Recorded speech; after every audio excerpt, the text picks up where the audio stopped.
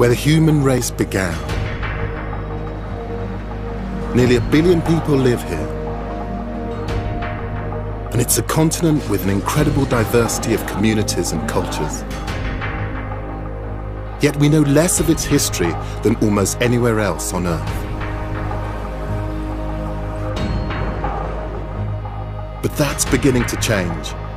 In the last few decades, researchers and archaeologists have begun to uncover a range of histories as impressive and extraordinary as anywhere else on Earth.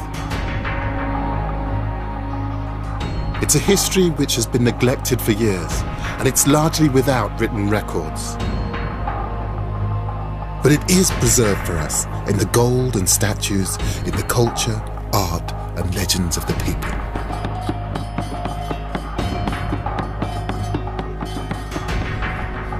My name is Gus Casely-Hayford. Over many years, I've studied the history and culture of Africa.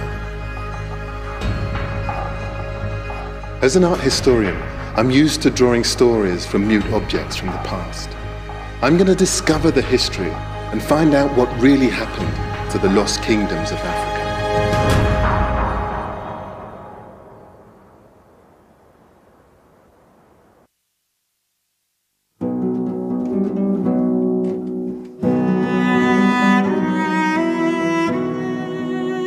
Many of the stories of Africa are told here, the British Museum in London. This is where thousands of artifacts, collected, bought, and taken from the continent, ended up. When they were first discovered, objects from the ancient kingdoms of West Africa stunned the world. None more so than these extraordinary plaques. They came from what was once the Kingdom of Benin, and are around 500 years old. When the British came upon these objects in 1897, they thought there's no way they could have been created by Africans. They were amazed at the detail and the intricacy. They were seen as being something completely revolutionary to the British, and you can understand why.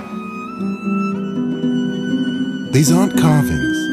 They're 16th century casts in copper-rich alloys of brass and bronze. Over 900 plaques are thought to have been made.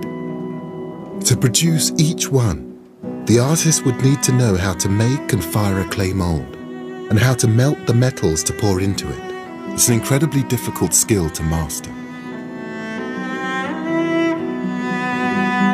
The combination of relatively sophisticated science and artistic accomplishment baffled most European 19th century observers.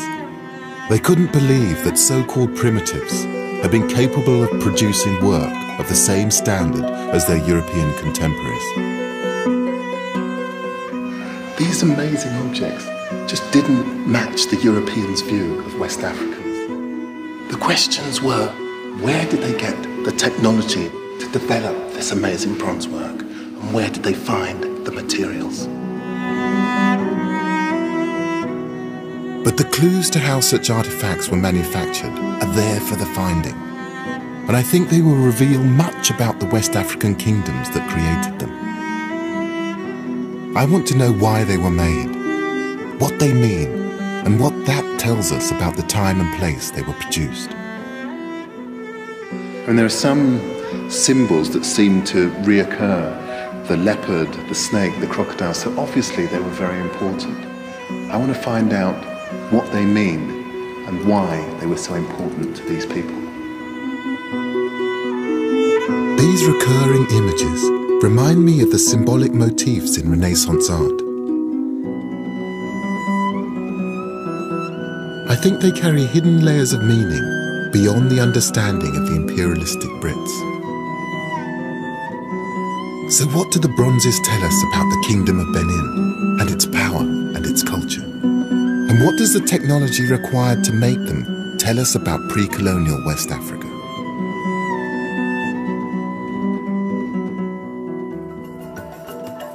I'll travel to modern-day Nigeria, where the Kingdom of Benin reached its height in the 16th century.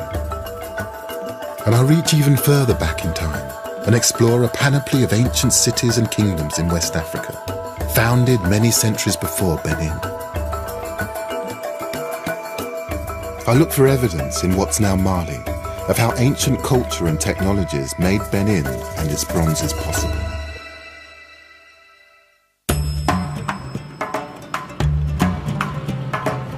The centre of power of the Kingdom of Benin was Benin City. Today it's one of Nigeria's thriving cities, home to over 1 million Africans. The main circle in the centre is dotted with statues, public art depicting Benin's history. For 600 years, until the late 19th century, it dominated this part of West Africa. But the kingdom's former scale and power are not immediately obvious, unless you know where to look. Dr. Ekigusa Isian, author of several books on Benin's history, is taking me to see a 500-year-old feat of engineering. At the kingdom's height in the 16th century, a series of moats and earthen walls protected the city and its surrounding land. It was a defensive system that consisted of a ditch and then a rampart. What little survives is overgrown and barely recognizable. But archaeologists have found evidence of a vast network of trenches and walls up to 9 meters high. They zigzagged around the city area for an incredible 4,000 miles. Benin really was the capital of this part of Africa. That is the eastern part of the west coast of Africa. Benin was the principal town. It was an important center of the culture of this part of Africa. It was an important center of the political reach along this huge area of the eastern portion of the west coast of Africa. The kingdom was governed from a vast palace by a hereditary ruler, the Oba. And his subjects were animists, believers in the idea that souls and spirits existed not only in humans, but in animals, plants, and the earth itself. At its height, it exerted political, military, and economic control over an area stretching almost 40,000 square miles. In the 19th century, the British saw the kingdom as an opportunity to extend their influence in Africa. They established a trade agreement, but when Benin reneged on it, relations deteriorated. A British delegation ignored warnings not to approach the Oba and were massacred, leaving just 2 survivors from over 200 people. A month later, in February 1897, 1,200 British soldiers arrived in response. The city walls didn't stop the British punitive expedition, and the city was razed to the ground. At the Royal Palace, they found artwork that they couldn't believe had been created by Africans. Around 2,000 pieces were taken, sold, and distributed to Western museums. The Oba was deposed and died in exile. It was a catastrophic defeat for the Kingdom of Benin, but that's not the impression you get from the modern monument in the center of the city. It shows a Benin warrior standing victorious over his dead and dying British enemies. And I actually see it as a triumph of narrative, that we will continue as a nation, whatever. Ultimately, it tells the story of a victorious nation, victorious in the sense that it proudly tells its stories, whether it's in the Benin bronzes or whether it's in monuments like this today. In Benin, it seems history isn't written by the victors, it's written by the artists. And the Kingdom of Benin disappeared only for a short time. In 1914, the British restored the monarchy to Benin City to help administer their Nigerian colony, and a modest palace was rebuilt. The traditions of the kingdom that have survived are maintained from an enclave in the city centre. I've been granted a royal audience, an opportunity to attend the Oba's court, where hereditary and appointed chiefs gather each day. When His Royal Majesty the Oba of Benin enters, the chiefs greet him with "God save the King."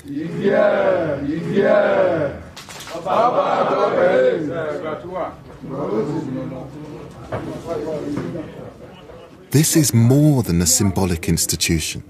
The Oba and his chiefs rule on issues brought to them by ordinary people.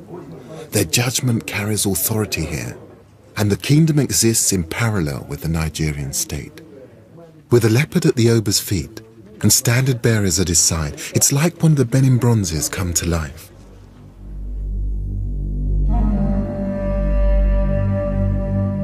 This is the kind of occasion he believes the plaques were designed to mark. Those bronzes were not made for museum pieces. Initially, in the absence of photography and writing, they were made to depict, illustrate events in the palace or in the community or some festivals. That's why you see them. They were made as, in the absence of photography. That's what they were meant for initially. Yes. And how important are the bronze casters, the smiths, the people who actually make these objects? They are a guild of a royal guild, specifically to be doing this thing in the olden days. The Bronze Casters Guild exists today. Their main business is tourist souvenirs, but the makers are still an exclusive group of craftsmen with high social status. Membership of the Royal Guild is hereditary. Ikpongwusa Ine's family have been bronze casters for as long as anyone can remember.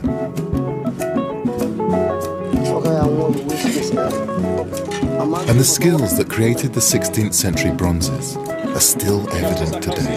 It's liquid, it's now liquid now. You can see the flame. Actually, is that Inside. The process begins with a simple clay shape to act as a core. So then you cover the core with wax? With wax. Then you start your details, the mouth, the nose, the eye. And then you cover it with the mud. With the mud? This is the soft mud which we use in covering them. So you cover the whole with the mud, soft mud, after the designing. The details in the wax will leave their impression on the clay mud. When the object is heated, the clay will harden and the wax will melt and drain out. Molten metal will fill the space left by the wax. Inside the fire is like this pot, and with this scrap metal, yes, you load this pot. In the 16th century, the craftsmen melted down copper bracelets brought by Portuguese traders to create brass and bronze. Nowadays, any metal seems to do. So you can put something like a car aerial? It's scrap metal. Yeah. Then you put them in here. Then I put it inside the fire here. In the furnace, the assortment of metal melts at around 1,000 degrees Celsius. So you don't waste anything? Ikpongwusa has some molds that have been fired, and the melted wax has been drained away. Now the molten metal can be poured in. It's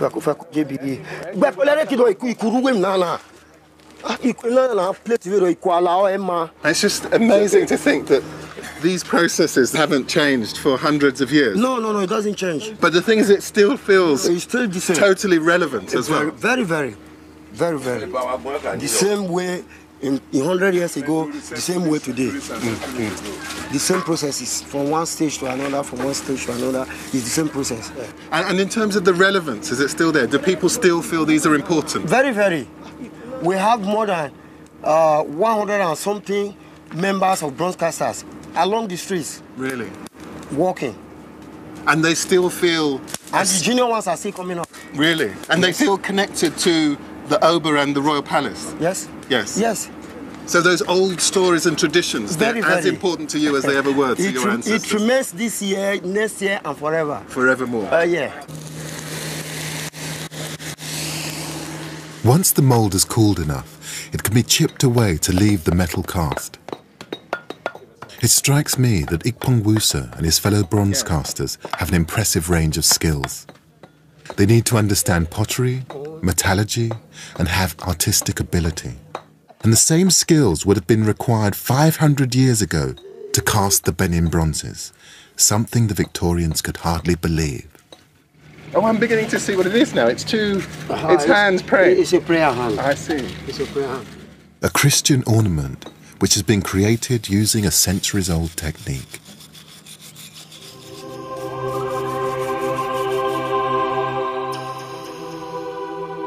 For me, these objects don't reach the standards of the 16th century bronzes.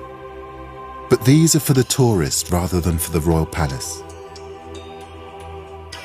Reminders of the quality craftsmanship once commissioned by the king now lie in Benin's City Museum.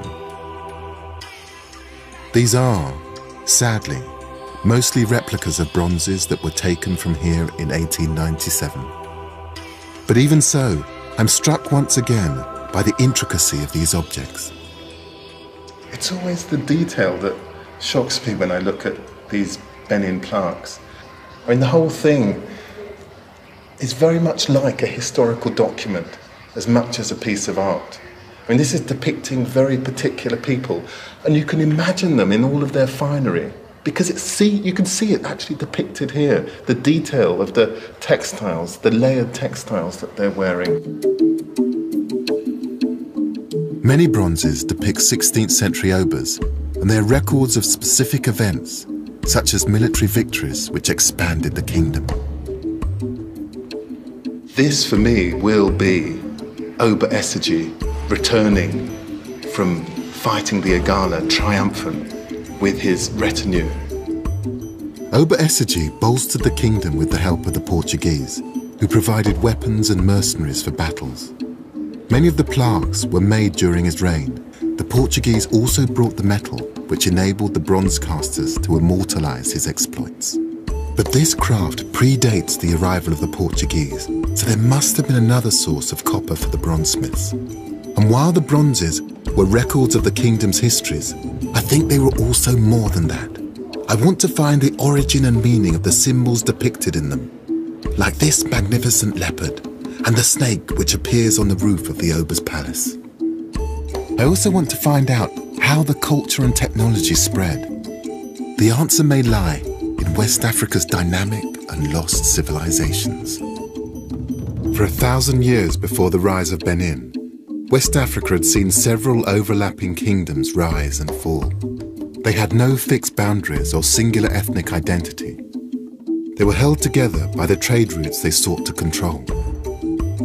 The 14th century saw one kingdom in particular flourish, the Empire of Mali and its city, Timbuktu.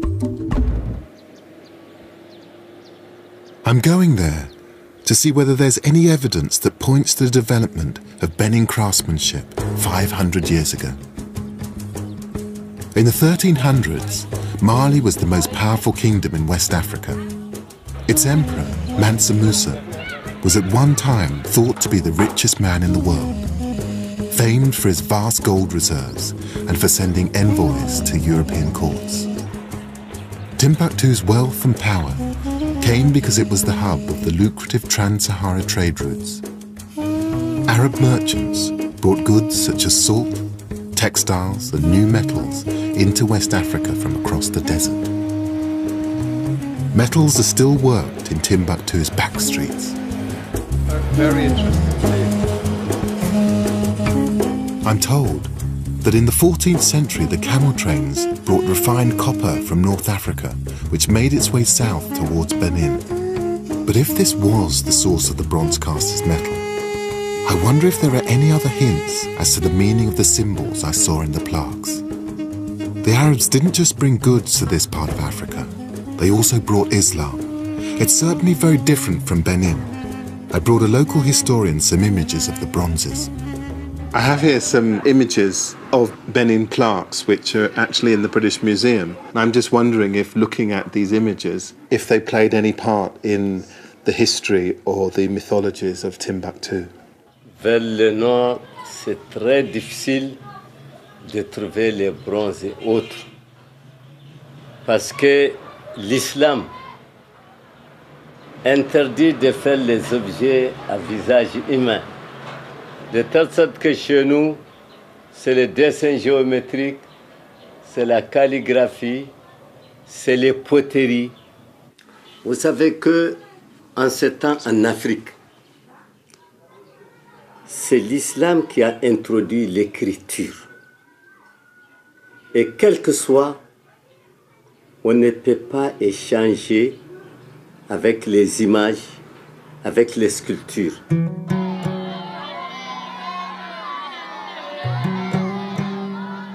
Timbuktu's storytelling is owned by teachers and scholars from the libraries and the ancient university, not by guilds of craftsmen.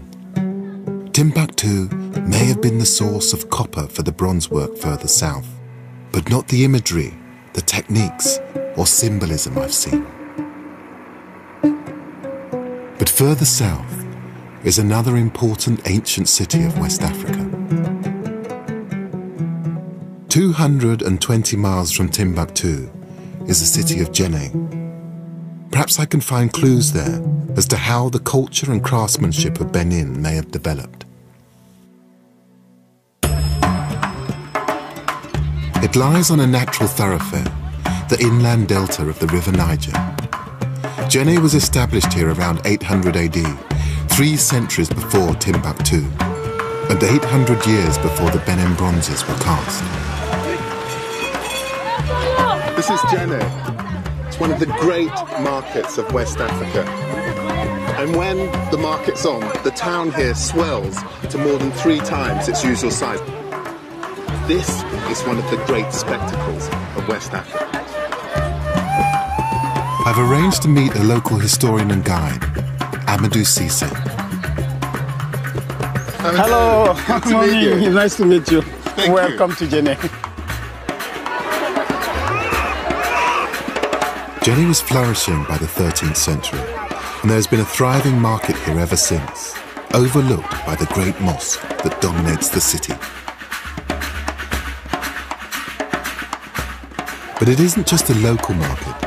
Djenné has long been connected with far-flung destinations, and the proof is on the market stalls themselves. These are beautiful beads. Yeah. Those are the old beads. These are old. Because I know that there are beads that have been found here that Yes. are more than 2,000 years old. Of course. That may have come from India or China. Of course. So they collect, they found one bead, one, another, and they put it together and make them necklace.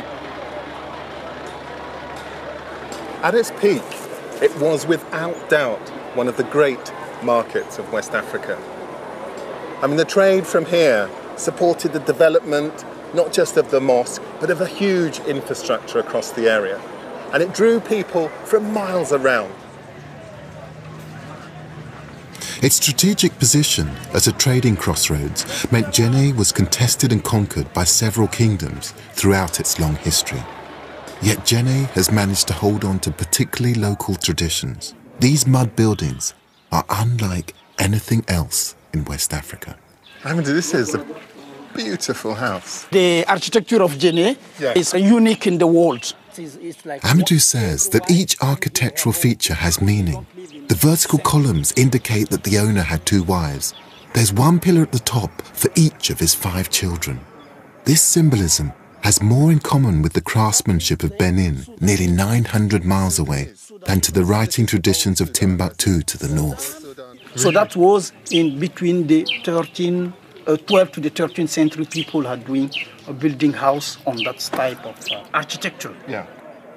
Islam forbids representative images, but could this architecture be an outlet for artists here? Every house tells a visual story. It's a mud building. We have to rebuild our house every year.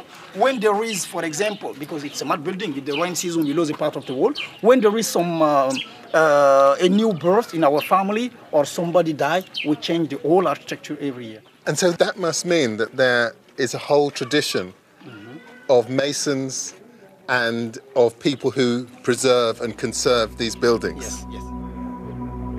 Djenné's masons are all from a hereditary guild, just like the bronze casters of Benin.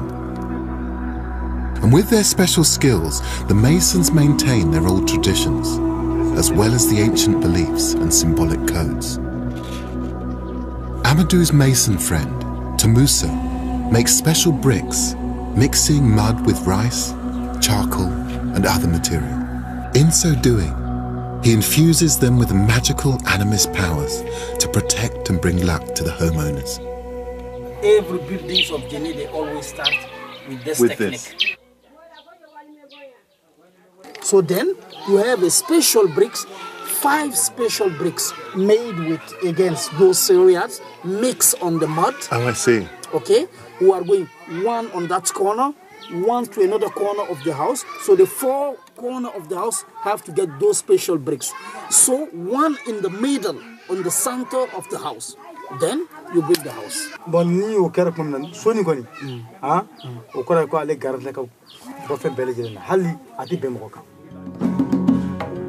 This is the animist belief that spirits can be found in earthly materials and in animals. Could this be part of the same traditions illustrated in the snake and leopard symbols of the Benin bronzes? Djenné was not the first city to be established on the inland delta. Less than 2 miles away lie the remains of the oldest known city in sub-Saharan Africa, Djenné Djeno. There, archaeologists have found evidence that animist beliefs go back even further in time. Amadou and I are going to explore it with the help of a government archaeologist who helps preserve the World Heritage Site. But I would like to introduce him. Yes. He's Mr. Samake. Mr. Samake. Samake. Yeah. Nice to meet you. So he's going to tell us about Djenné Djeno. Yes, of course. He's an expert. Really? Yes. Wonderful. For centuries, Djenné Djeno lay ignored, its history and significance completely unknown. But just 33 years ago, a team of archaeologists realized that this unassuming mound was in fact made up of debris 5 meters deep. It revealed evidence of an ancient city 1,000 years older than Benin. Djenné Djeno was first settled around 200 BC and was inhabited until the 14th century. It's thought that the arrival of Islam may have contributed to the demise of the animist settlement. Here, as an animist place, there was no room for the Islam, the people, to pray, because the Islam recommend to pray by group. So there wasn't a room for all the religious to pray. So then the king decided to build in the 12th century the first mosque. He made his biggest. People are curious to see that's big building, that's big mosque. And so then since this guy decided to build this mosque, so then start the decline of Djenné Djeno. But the fact that animist beliefs were practiced in such an ancient city is important. It means that spirits like those in the mason's bricks have been a profound part of West Africans' lives for many centuries. But Djenné Djeno's significance is not just metaphysical. Artifacts found here have convinced archaeologists that Djenné Djeno was the region's first major trading crossroads, possibly from the time of its settlement around 200 BC. Evidence of craftsmanship is scattered everywhere, and it's a technology with a distant link to the manufacture of the Benin bronzes, pottery. Can you tell me, from these shards of pot, what periods are represented here? I mean, if you pick up, there seems to be pottery of so many different types, so many different kinds of decoration. 850 until the 11th century. From the 850 until the 11th century, people had used this technique. À partir de 1100, on est jusqu'à l'abandon de Djenné Djeno, 14e siècle. Voilà, jusqu'au 14e. So when this city was being abandoned, these were the kinds of pots that they were making? Yes, in the 14th century, it was completely abandoned. So this is Djenné Djeno at its height, when people are demanding, I imagine, sophisticated pottery. Exactly. They're probably trading with people from right across the region. And obviously then the pottery reflects all of that economic might. Djenné Djeno wasn't just making pottery required for the casting technology of Benin. Oh, this is metal. Piece of metal, yeah. So that is from the 800 after Jesus Christ. That's iron. Iron, yeah. Smelted iron. The excavations have revealed evidence of blacksmithing here. The iron industry of Djenné Djeno is one of the earliest known in sub-Saharan Africa. And the continuity of remains makes archaeologists believe that there was a guild system here, just like the masons of Djenné and the bronze casters of Benin. This early evidence of metalworking and a guild system means that the craftsmanship seen in the Benin bronzes developed in West Africa over many centuries. But there are no iron ore mines near Djenné Djeno, and whilst there were animist practices here, I still haven't found evidence of the symbolism seen in the Benin craftsmanship. But 70 miles away is a living example of an animist community. I'm traveling to Dogon country to see how and why their culture and traditions endure, and whether there's a link to the Benin bronzes. The Dogon live in a succession of small villages, clinging to the lower reaches of the Bandiagara escarpment. It's a spectacular 150-mile-long sandstone ridge that rises above the savannah.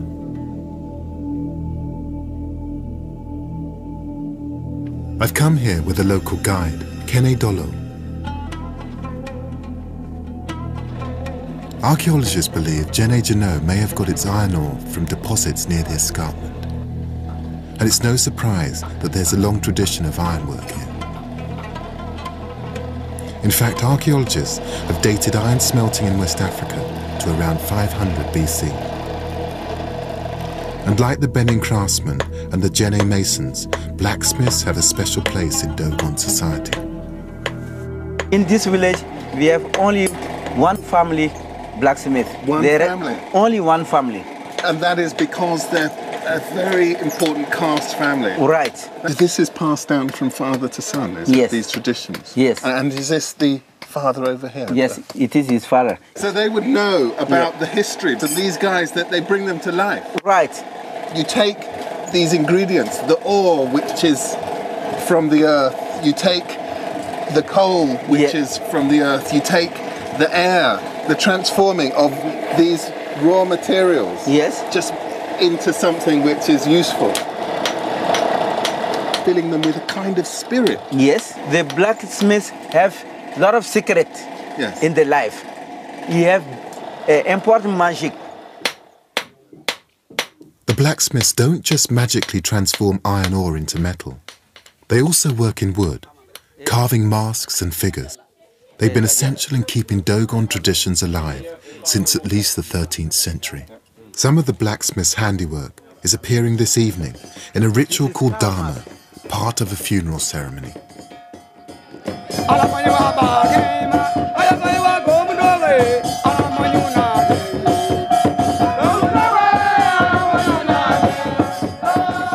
The Dogon may date back as far as 10,000 BC. No one's certain. But these are traditions that developed over many centuries at least. Could this be the system of symbols I'm looking for? The beginning of an artistic tradition that leads to the bronzes. This ceremony is to lead the soul of a recently deceased elder to his final resting place. It certainly contains echoes of the plaques.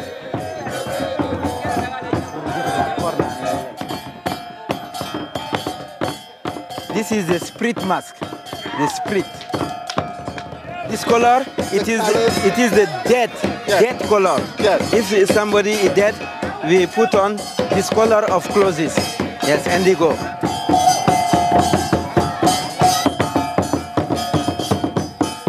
He represents the heron, the foremask. The feet, he represents the heron feet. It is elegance. They are very elegant, just like herons. Yes, yes. This is a vibrant illustration of animist practices. In wearing the masks and costumes, the Dogon take on the character of the spirit they believe each animal possesses. Dogon tradition says that they migrated to the escarpment centuries ago from the Mandim Mountains, 400 miles away, because of the spread of Islam. They sought somewhere they felt secure to continue their animist traditions without the fear of being converted. These are snakes? Yes, it is snake, the two masks. Yes.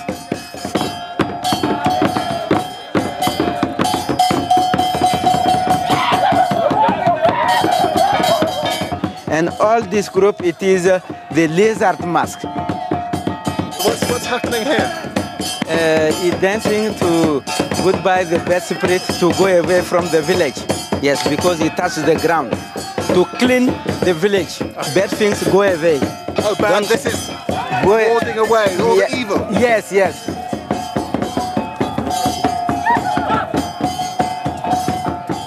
For centuries, Dogon culture has withstood pressures from conquerors, empire builders and missionaries.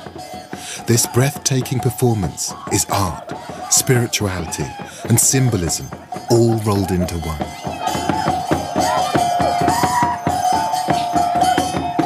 And I've seen dancing all over Africa, but that was absolutely the most spectacular that I've ever seen.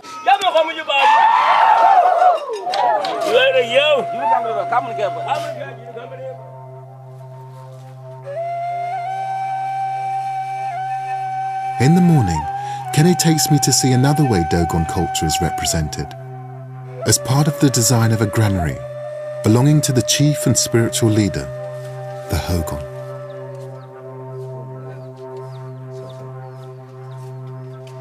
Oh, look at that. This is the granary door. I see. The door for the granary. You see? This is the Ogon. Yes, it is the older person in the village. And all this group of masks represent the Kanaga mask. Oh, the mask with the lizard on the top. Yes, yes. And these are the lizards. It is a lizard. Being danced by these men Yes, down here. yes. And this is the head of the lizard. And this direction represents the sky. The door isn't just about spiritual belief. It also commemorates the trek undertaken by the Dogon people from their original homeland around the 13th century.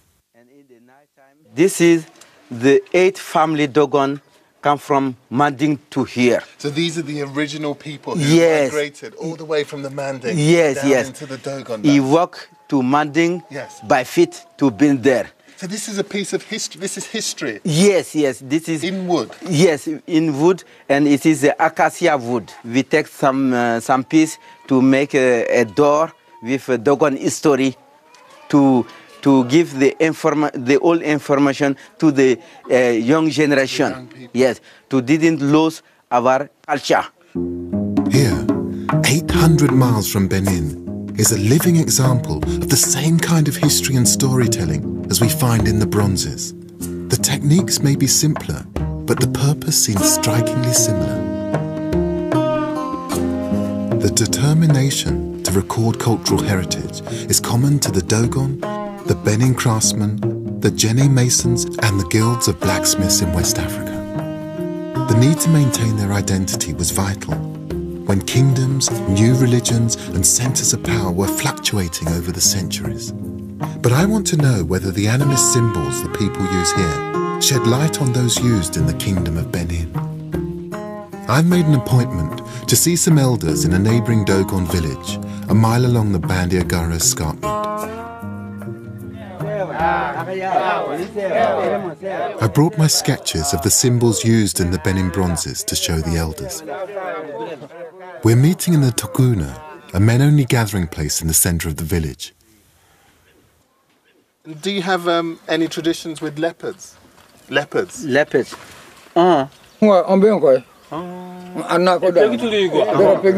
Which man? Yes, this man. Really? Yes. You're from the leopard clan? Inafu babin bimayola. So this one is you? Voilà.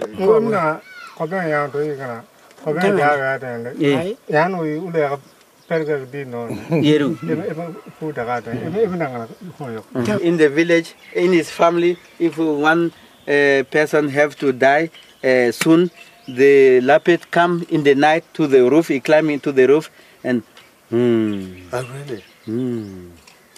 And you know, bad news is coming in the family. Something bad's going to happen. Someone's going to die. To the Dogon, the figure of the leopard certainly has meaning and symbolism beyond the physical. I wonder if the same is true of the snake. In Benin, Yes. this design of snake Yes. originally was found on the roof of the royal palace. These are snakes around a woman's face.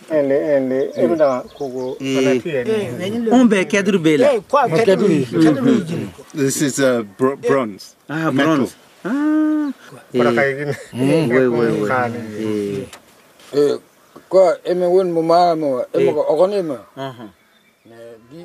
Here, the snake protects the village leader.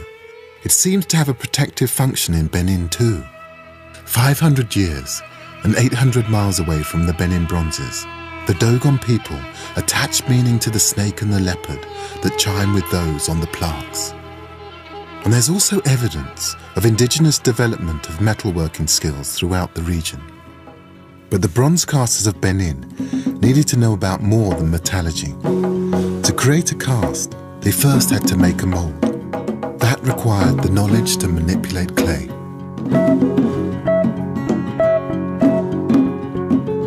And high above the Dogon villages is evidence of how it was used 2,000 years ago.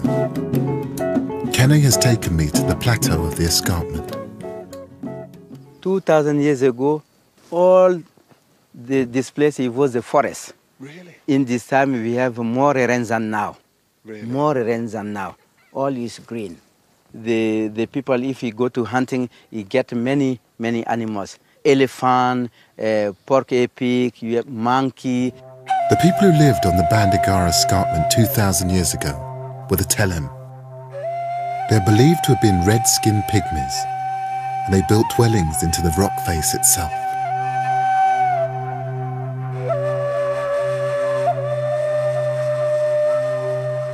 A belief endures that the Telem had the power of flight, and I'm beginning to understand why.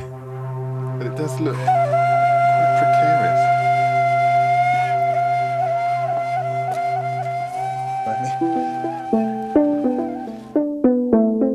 Nestled under the cliffs are one of the wonders of West Africa.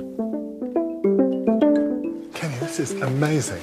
What are these buildings? This is the Telem building. Yes. The Telem live here 2,000 years ago.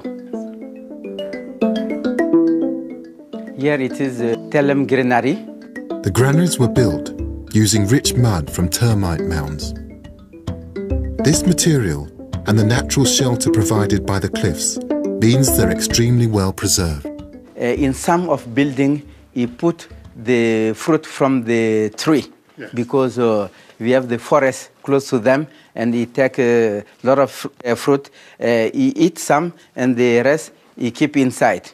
So this would be a way of storing food, grain, so that in a difficult year, Right. you would be okay. Yes. It's not just about kind of survival. Yes. This is about flourishing. Yes. These structures are not just beautifully built, they've been decorated too. And the outer surface of these granary stores are just covered in these finger marks. It's just wonderful to be able to actually place your fingers in the marks made by someone possibly 2,000 years ago. It suggests that the people who lived here could think about more than simple basic needs. This is a kind of renaissance, a moment when things changed. With the development of these granary stores, the Telem no longer just had to be hunters and gatherers. They bought themselves the time to create art. Archaeologists have found carved headrests, jewellery and even metalwork here. The Telem vanished from this area centuries ago. No one knows why. But the fact that jewellery and decoration appeared here 2,000 years ago is significant. It shows that there was indigenous development of an artistic culture in West Africa many generations before the bronze casts of Benin were made.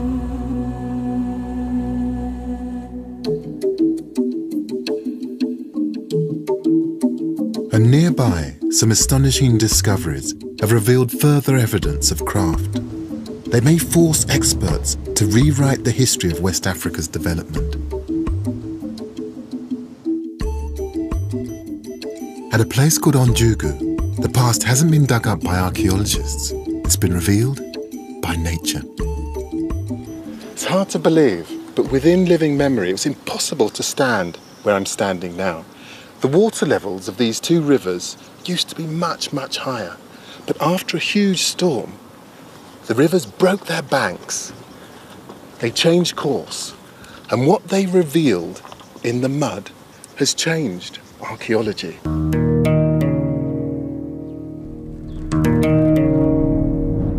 The river erosion created an archaeologist's dream, a cross-section of history in layers of sediment.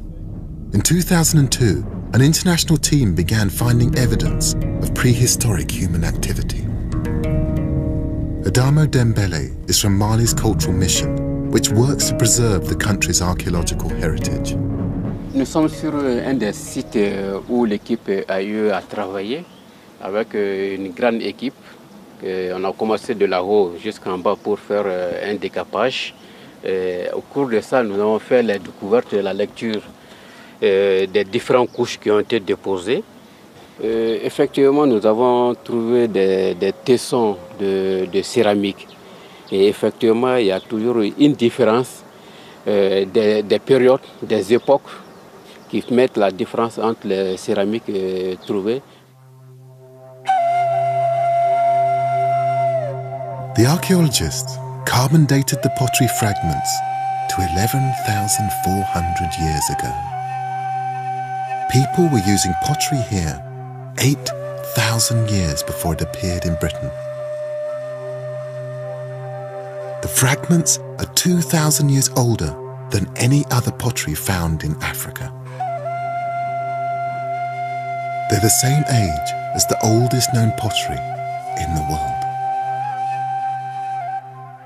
That fairly modest piece of ceramic tells a revolutionary story. I mean, this is a material that must have transformed the lives of the people here. It allowed people to transport things, to store things. I mean, this really is revolutionary. The discovery of such ancient pottery here means that West Africa was way ahead of its time. When West Africans began developing the skills that would eventually create some of the most exquisite art in the world, Europe was just emerging from the last ice age. The British recognised the extraordinary quality of the Benin bronzes when they took them in 1897, but they thought that Africans were incapable of creating them. It's only recently that the full and extraordinary history of West African craftsmanship has begun to emerge. Now we can see how the bronzes give us an insight not just into the Kingdom of Benin, but into a wider history. With fluctuating centres of power, cultural identity in West Africa was more important than a sense of nationhood. The bronzes show us the power of the Oba and the spirits that protected him and his people. And they're the culmination of important indigenous developments over thousands of years throughout this part of the continent.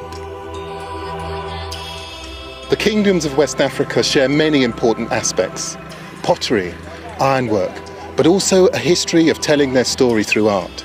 These things were, and always will be, truly African.